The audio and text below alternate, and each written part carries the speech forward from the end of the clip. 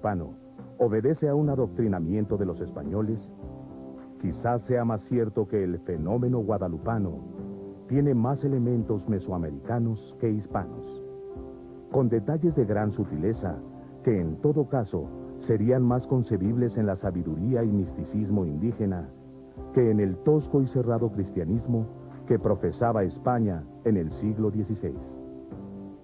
Por ejemplo, está demostrado que los pueblos de Mesoamérica eran mucho más avanzados en el conocimiento de la astronomía. Independientemente de otros fines prácticos, el conocimiento astronómico tenía un objetivo místico religioso. Como gran parte de las civilizaciones antiguas, los pueblos de Mesoamérica centraban su cosmogonía en los elementos de la naturaleza: el sol, la luna, los planetas, la tierra, el agua, la luz, las estrellas. En este sentido, hacia 1531, año en que aparece Guadalupe, los mexicas no solo habían experimentado la violenta experiencia de la invasión española, sino que dentro de su propio calendario cósmico, ese año debía constituir un momento muy especial. El historiador y religioso José Luis Guerrero, en su libro El manto de Juan Diego, refiere un grupo de fechas cuyas coincidencias son extraordinarias. Menciona que el suceso guadalupano corresponde a un ciclo llamado Huehuetitlistli, o vejez, equivalente a 2 siglos aztecas de 52 años. Un ciclo de 104 años que cada vez que se duplica, haciendo 208 años, marca un suceso de gran trascendencia para la cultura náhuatl. De esta forma, si nos remontamos 208 años antes de 1531, llegamos a 1323, el año en que se funda la Gran Tenochtitlan. Del mismo modo, 208 años atrás nos trasladan hasta 1115, el año en que se atribuye a la salida de Aztlán por parte de las primeras tribus nahuatlacas. Entonces, de 1323 a 1531 hay 208 años exactamente. No solo 208 años hacia rumbo, sino con precisión de día, de hora y de acontecimientos que suceden en el cielo. ¿Podríamos ir más atrás? Claro que sí. Si nos vamos otros 208 atrás, encontramos aquí otro año 13 Carrizo, otra vez la conjunción de Sol y Venus, y aquí tenemos el año 1115. ¿Qué pasó entonces? Esta es una fecha inmediatamente anterior a la salida de Aztlán, de modo que los mexicas salen de Aztlán acabando de celebrar el nacimiento del sol, el año 1115. Así es de que 208 hasta la fundación de la ciudad y 208 hasta la aparición de la Santísima Virgen. Quiere decir que ellos estaban aguardando y esperando y observando el sol, observando el cielo, porque eran personas de una mentalidad astronómica maravillosa. Un factor igualmente importante es el paralelismo entre la Virgen de Guadalupe y la diosa Tonantzin. La diosa azteca era venerada también en el Cerro del Tepeyac, aún antes de la llegada de los españoles. De hecho, la fiesta de Tonantzin también era el día de la luna nueva que precedía al solsticio de invierno, que de acuerdo al calendario juliano que regía en esa época, era el 12 de diciembre. A partir de 1531, el mismo día y en el mismo lugar, se festeja a Guadalupe, la Madre de Dios y de los hombres, pero una madre más benevolente y comprensiva. con un hijo más fuerte y seguro, sin las connotaciones de muerte y dualidad que aún se encontraban en Coatlicue Tonantzin.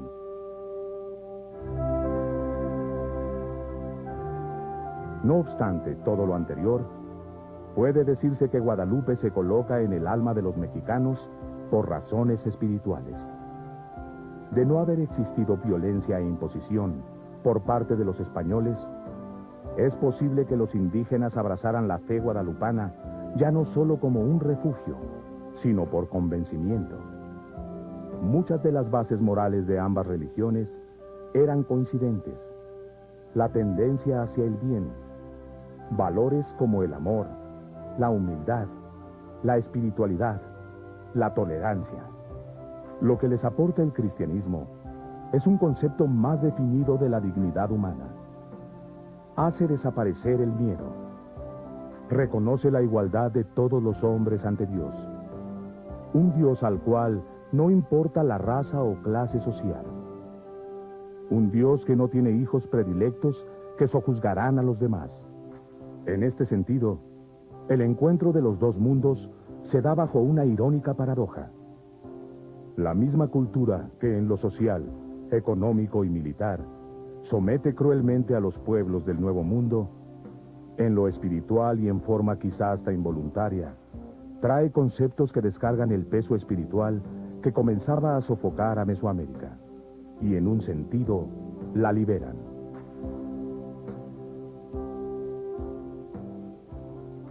Son unos cuantos indígenas, ayudados por unos cuantos misioneros, quienes con gran sabiduría reconocen las esencias similares de ambas religiones. Esto es lo que hace posible el encuentro espiritual de las dos culturas, en forma relativamente pacífica. Pacífica porque de no haber existido estos paralelismos o un nivel teológico lo suficientemente acercado, tal vez el proceso histórico habría sido muy distinto. No podemos dejar de pensar en las ancestrales guerras santas que existen aún hoy en Medio Oriente debido a diferencias religiosas, ni en las múltiples confrontaciones de origen religioso que han aparecido a lo largo de la historia. No son muchos los casos históricos donde se logre la evangelización de 8 millones de personas en poco más de 10 años, como sucedió en Mesoamérica. Un milagro objetivo del cual Guadalupe es la gran protagonista. Surge un nuevo sentido de una gran profundidad. Claro, dentro de esa providencia está la fuerte labor misionera, el sacrificio heroico de unos hombres idealistas que convivieron, que entraron en el alma indígena, que aprendieron sus lenguas, que estudiaron sus costumbres y que ellos en su labor misionera aprovecharon todos los elementos existentes en su vida social, en su vida religiosa, en sus festividades, para que a través de esos mismos elementos cambiaran en algo diferente y superior. Por eso encontramos en todas las danzas indígenas, en sus representaciones, los elementos estrictamente religiosos de esa nueva religión a la que accedieron y que, si repito, sin una mano especial de Dios en ese proceso evangelizador, hubiera sido muy difícil realizar.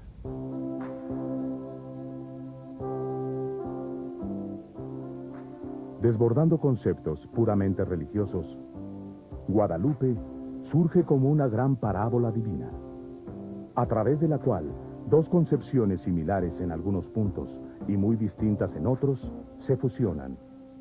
Aún el más escéptico puede captar el milagro de este encuentro espiritual. Sin Guadalupe, ¿qué habría sido de esos 8 millones de indígenas que quedaron sin la esperanza de un nuevo destino? ¿Qué identidad podría haber surgido de aquel vacío que, en el fondo, también extravió a los invasores de España hacia el rumbo de la crueldad y la ambición? ¿Cómo habría evolucionado sin Guadalupe esta tierra, poblada no más que por víctimas hundidas y verdugos impasibles. ¿Cuál habría sido el refugio espiritual del Nuevo Mundo? Aún fuera de la fe religiosa, podemos captar que Guadalupe fue luz en medio de una oscuridad que había cegado a todos. Ella se presentó como una figura muy amable, muy conciliadora de todos los valores. Se plantó en un terreno superior, más allá de toda división. Y lo fundamental es el sentido de la maternidad, porque la madre acoge a todos en su seno, en su regazo, con el mismo afecto y reconociéndoles la misma dignidad. Y si de algún privilegio podemos hablar en esta devoción, es el privilegio en favor de los indígenas, o sea, de los más desvalidos. Sí, fue una madre protectora, fue un manto protector, fue una forma de conservar, fue una forma de guardar, fue una forma de darse valor, fue una forma de acudir a la ternura de una madre que había sido destrozada, que había sido combatida, que en un momento dado fue satanizada, que en un momento dado fue perseguida. Entonces, de pronto, encontrar en el color de esta madre, el color de los mexicanos, encontrar otros símbolos que están dentro de esta forma de representar a Guadalupe Tonantzin, pues fue muy importante para ellos, porque en forma secreta o en forma muy en el fondo de lo que les pasaba, imagínense lo que está pasando en el siglo XVIII, fue a acogerse a uno de sus grandes valores que ellos tenían. Y por supuesto al mundo que después vino, siguió constituyendo Tonantzin Guadalupe una síntesis de lo que significa nuestra cultura para nosotros en México. Con una visión madura y reposada de estos conceptos, a la luz de los 500 años del encuentro entre América y Europa, cabe pensar en un rescate. Principalmente, el papel de Guadalupe como protagonista central de este encuentro. Y bajo su figura, el rescate del mundo espiritual de Mesoamérica. Una síntesis de 20.000 años de cultura. Un reencuentro con la identidad mesoamericana que nunca murió. Entonces hoy los mexicanos estamos volviendo a esta cultura, es decir, terminó esa oscuridad. Entonces piense usted en el intermedio, lo que Tonantzin Guadalupe significó para los aztecas, para los mexicas, en medio de esta oscuridad. Fue una luz para continuar, fue una señal para seguir adelante. El hecho de que los templos de la colonia fuesen construidos sobre los antiguos altares mesoamericanos, que las mismas piedras sirvieran para formar la cosmogonía del Nuevo Mundo, es un hecho que constituye una metáfora histórica llena de realidad y simbolismo. Esas piedras representan los cimientos espirituales que, ciertamente, ya existían con gran fuerza. Son esos cimientos los que hoy, en lo más profundo del espíritu de Latinoamérica, sostienen con todo vigor y dignidad a Guadalupe, la Virgen de América, la mujer del fuego nuevo.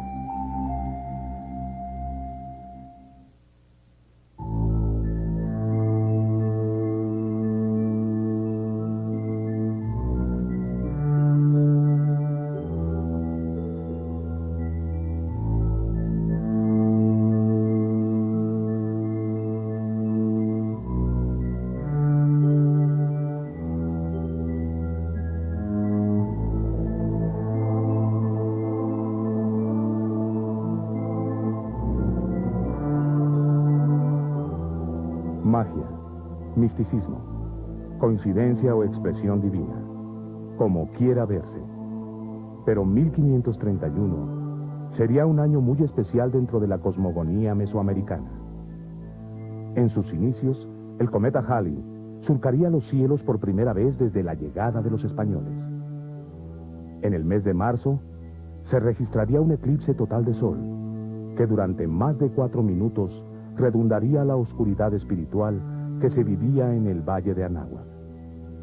El cielo enviaba a los mexicas señales que ellos estaban esperando. El solsticio de invierno del 12 de diciembre de 1531, que correspondería a la fiesta de su extinta diosa Tonantzin, ese año se registró bajo la conjunción del Sol con Venus.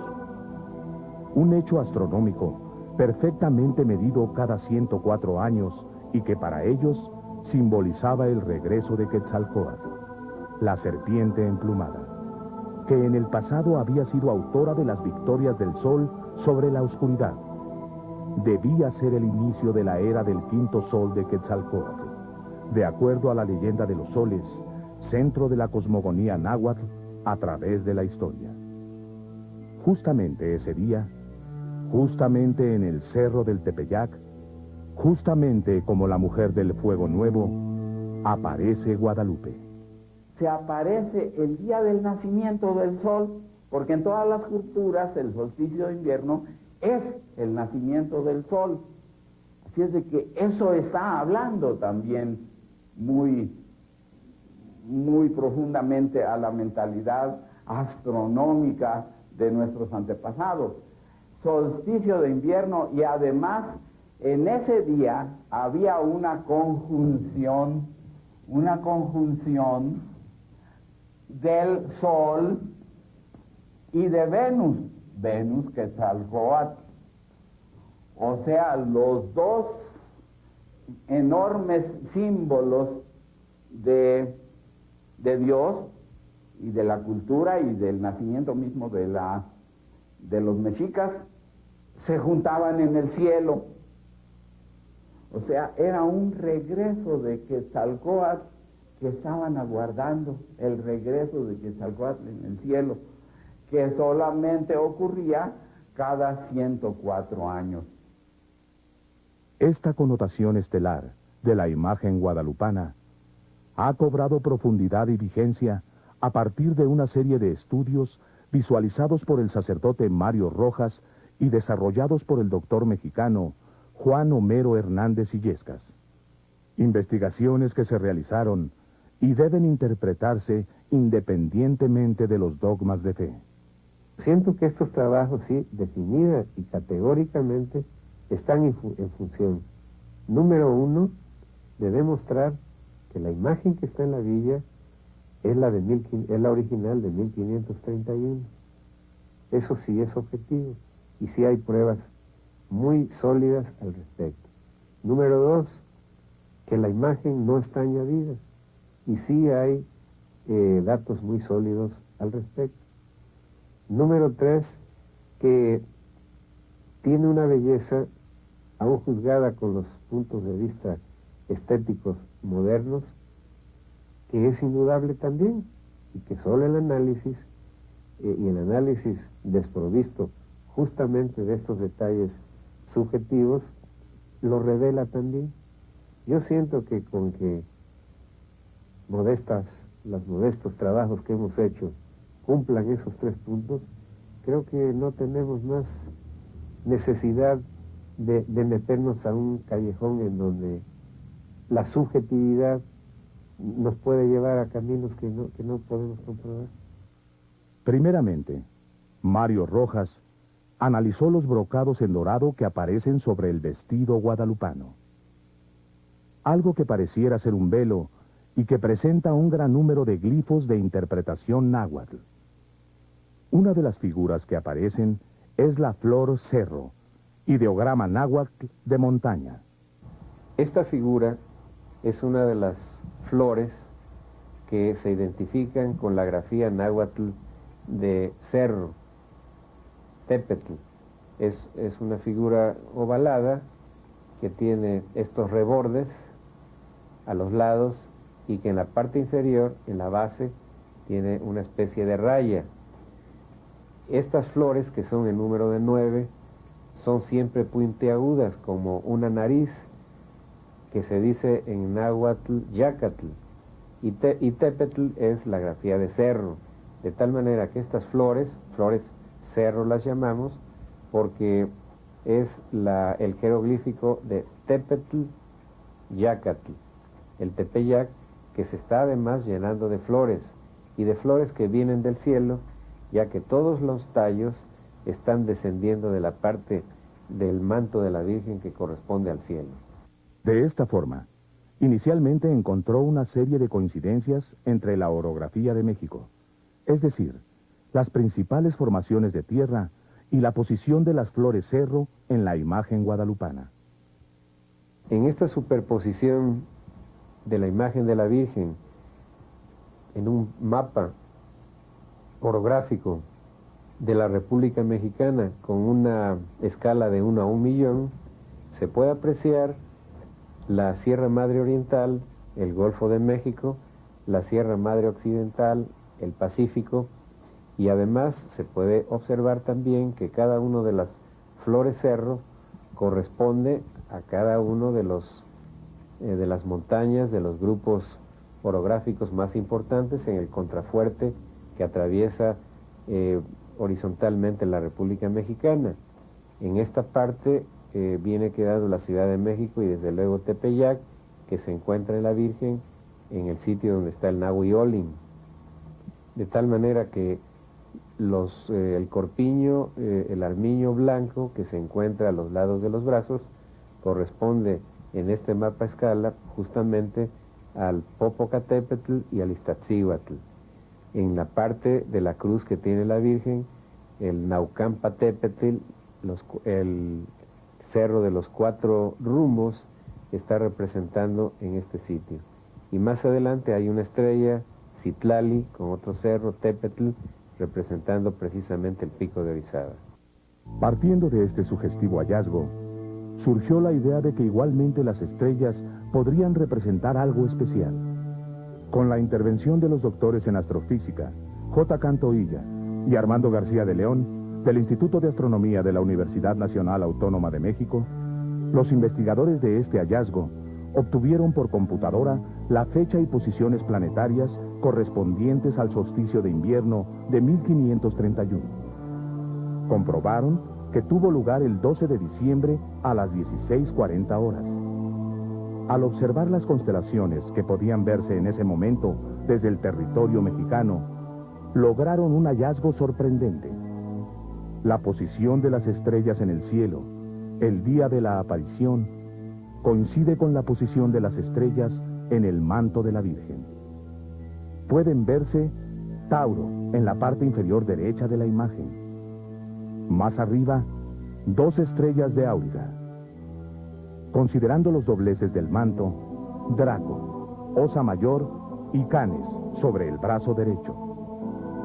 Cabellera de Berenice y Boyero sobre el hombro del mismo lado. En la parte superior izquierda y hasta el hombro, Ofiuco.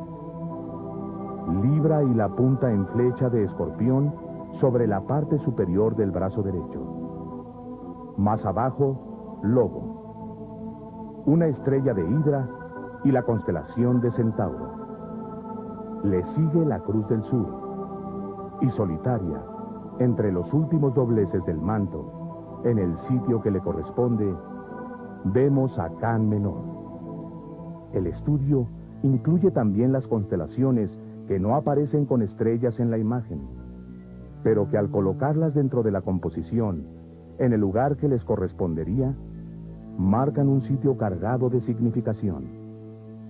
Tauro en el occidente, donde el manto pareciera dar vuelta. Gemelos aparecería sobre el manto a la altura de los muslos. En el anverso del manto, 2 estrellas de Hidra. Virgo, hacia el este, sobre el regazo y las manos de la Virgen. La corona boreal, que coronaría la frente de Guadalupe. El gigante Orión en el ángel que la sostiene. Y el león sobre el vientre preñado de la Virgen. Otro detalle significativo, que de hecho implicó la dificultad principal del estudio, es que la posición de las estrellas y su agrupación por constelaciones en el manto no aparecen con una visión geocéntrica, es decir, con una perspectiva desde la Tierra, sino que las estrellas aparecen invertidas, como si fueran vistas desde afuera de la bóveda celeste.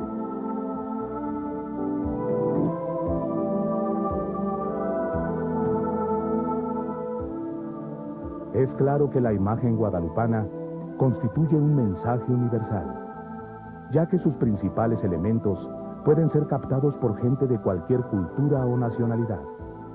Pero también es cierto que numerosos elementos parecen estar dirigidos concretamente hacia los pueblos del Nuevo Mundo. Es un códice. Guadalupe surge como una mujer que viene del sol. Una mujer sol, con un hijo sol, y portadora del nuevo mensaje de Dios. La misma connotación que Mesoamérica atribuiría a Quetzalcóatl en 1531. Pero el indígena decía, no, mire, esta señora está transformada en sol, está convertida en sol, y para nosotros el sol es el símbolo de Dios. Así es de que esta señora tiene lo propio de Dios, la vida de Dios. Eso lo diríamos nosotros en lenguaje cristiano, está llena de gracia. El indígena lo captaba en una forma gráfica, glífica. ¿Y por qué decía él? ¿Por qué esta señora está llena de Dios y está transformada en sol? Pues porque es la madre del niño sol. Eso tenía que ser estrictamente comprobado en la imagen, porque occidentalmente nosotros vemos muchas imágenes muy devotas y basta que tengan una auréola y estén en una posición muy devota y decimos, se trata de la Virgen, Madre de Dios. Si a un indígena le decían, esta es la Virgen Madre de Dios, con toda razón él podía decir, ¿por qué es virgen? ¿Por qué es madre? ¿Por qué es madre de Dios? Guadalupe llega como mensajera del dador de la vida, con la esperanza de un vientre en embarazo, lo cual aparece representado con la flor de 4 pétalos o Nahui Olin, símbolo que representa a Venus y que aparece prácticamente en todas las culturas de la antigüedad, representando al Dios universal. Esta florecita es la síntesis de todo lo más grande, noble, elevado, precioso que pudiera expresarse en la glífica mesoamericana. Pues esta florecita de 4 pétalos, este jazmín de 4 pétalos, es lo que tiene allí la Santísima Virgen en su vientre. Es la única florecita de 4 pétalos que hay en todo el dibujo de la imagen. Guadalupe es una imagen que convence a los indígenas por lo que comunica. Aparece de pie en el centro de una media luna. Diría un mexica que en el ombligo de la luna. Justamente el significado náhuatl de la palabra México. Recordemos que la comunicación de ideas en estas civilizaciones era a través de esta clase de ideogramas, conceptos más que simples imágenes que siempre tenían un significado ulterior.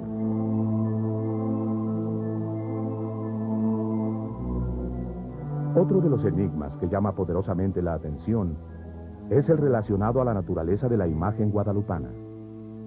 Por principio de cuentas, la única imagen mariana del mundo que no se atribuye a la creación humana. Es decir, todas las demás imágenes de María son producto de alguna descripción a partir de la cual se creó una obra artística realizada con manos e inspiración humanas. En cambio, a la imagen guadalupana se le atribuye un origen divino. Conozcamos a... Es el paralelismo entre la Virgen de Guadalupe y la diosa Tonantzin. La diosa azteca era venerada también en el Cerro del Tepeyac, aún antes de la llegada de los españoles. De hecho, la fiesta de Tonantzin también era el día de la luna nueva que precedía al solsticio de invierno.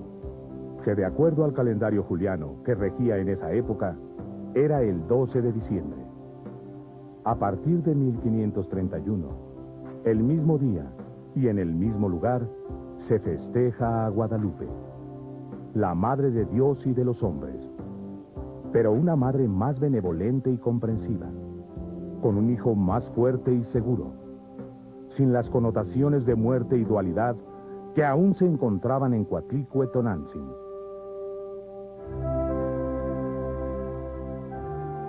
No obstante todo lo anterior, puede decirse que Guadalupe se coloca en el alma de los mexicanos. Obedece a un adoctrinamiento de los españoles. Quizás sea más cierto que el fenómeno guadalupano tiene más elementos mesoamericanos que hispanos, con detalles de gran sutileza que en todo caso serían más concebibles en la sabiduría y misticismo indígena que en el tosco y cerrado cristianismo que profesaba España en el siglo XVI. Por ejemplo, está demostrado que los pueblos de Mesoamérica eran mucho más avanzados en el conocimiento de la astronomía. Independientemente de otros fines prácticos, el conocimiento astronómico tenía un objetivo místico religioso. Como gran parte de las civilizaciones antiguas, los pueblos de Mesoamérica centraban su cosmogonía en los elementos de la naturaleza: el sol, la luna, los planetas, la tierra, el agua, la luz, las estrellas. En este sentido, hacia 1531, año en que aparece Guadalupe, los mexicas no solo habían experimentado la violenta experiencia de la invasión española, sino que dentro de su propio calendario cósmico, ese año debía constituir un momento muy especial. El historiador y religioso José Luis Guerrero, en su libro El manto de Juan Diego, refiere un grupo de fechas cuyas coincidencias son extraordinarias. Menciona que el suceso guadalupano corresponde a un ciclo llamado Huehuetitlistli, o vejez, equivalente a 2 siglos aztecas de 52 años. Un ciclo de 104 años que cada vez que se duplica, haciendo 208 años, marca un suceso de gran trascendencia para la cultura náhuatl. De esta forma, si nos remontamos 208 años antes de 1531, llegamos a 1323, el año en que se funda la Gran Tenochtitlan. Del mismo modo, 208 años atrás nos trasladan hasta 1115, el año en que se atribuye a la salida de Aztlán por parte de las primeras tribus nahuatlacas. Entonces, de 1323 a 1531 hay 208 años exactamente. No solo 208 años hacia rumbo, sino con precisión de día, de hora y de acontecimientos que suceden en el cielo.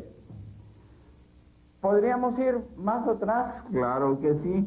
Si nos vamos otros 208 atrás, encontramos aquí otro año 13 Carrizo, otra vez la conjunción de Sol y Venus, y aquí tenemos el año 1115. ¿Qué pasó entonces? Esta es una fecha inmediatamente anterior a la salida de Aztlán, de modo que los mexicas salen de Aztlán acabando de celebrar el nacimiento del sol, el año 1115. Así es de que 208 hasta la fundación de la ciudad y 208 hasta la aparición de la Santísima Virgen. Quiere decir que ellos estaban aguardando y esperando y observando el sol, observando el cielo, porque eran personas de una mentalidad astronómica maravillosa. Un factor igualmente importante